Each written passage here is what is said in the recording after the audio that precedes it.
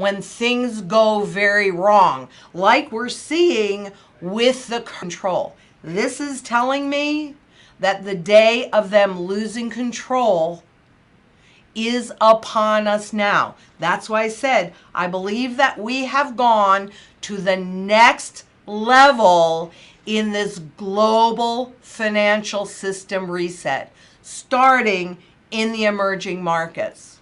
This is really huge. Keep in mind, is part of that. And what are they doing?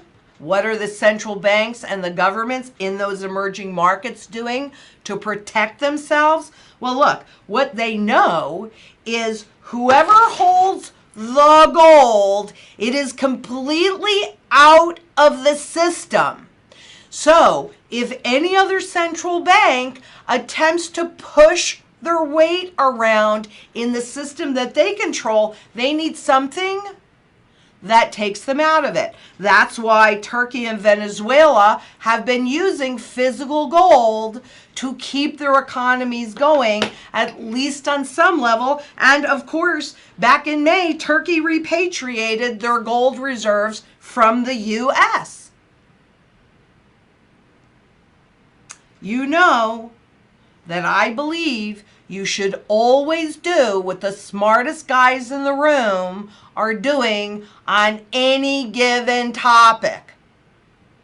They don't want you to do, they want you to leave all of your wealth in fiat products. Easy to take away. It's not in your possession. You can't take your stocks or your bonds or your mutual funds and just kind of hide it and then go wherever you want to go with it. Doesn't happen. But you can do that.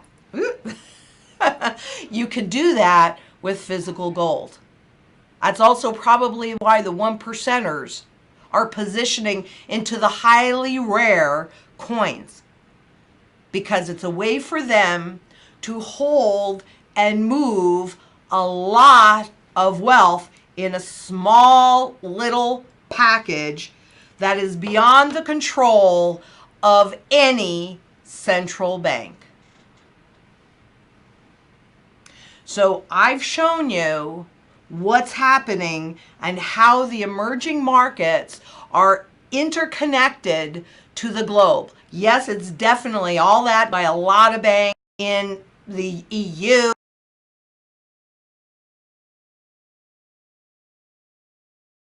If they default, then that's going to have an impact on those banks. And keep in mind, Deutsche Bank, which is the most dangerous bank in the world and connected to every other bank, guess what? They're now being delisted. Yeah, you could trust Deutsche Bank. Goodness gracious. So, look, you've got to do whatever it is that you're comfortable doing. I don't like what I'm seeing. I'm seeing that this system is in process of reset. Maybe you can't see it when you look at the US stock markets, and maybe you can't even see it when you look at most of the world that are heavily indebted, low interest rates. But when that confidence is lost, like we're seeing happen in Argentina and Venezuela and Turkey and the list, Russia, the list goes on and on and on. When the public loses confidence, interest rates on all of that debt, and that's the foundation of this current system, they will spike, just like we're seeing them do in other parts of the world. 60%, okay? That's nothing. That's chump change to try and support it. Are you going to risk your principal that you're holding in the fiat markets for what? The hopium bubble? Because you think they're going to keep going up because someone dumber is going to come in and be willing to pay more? Until they're not. Until that confidence is lost. That's the point of this. I'm not saying that you would never, ever, ever own another stock again.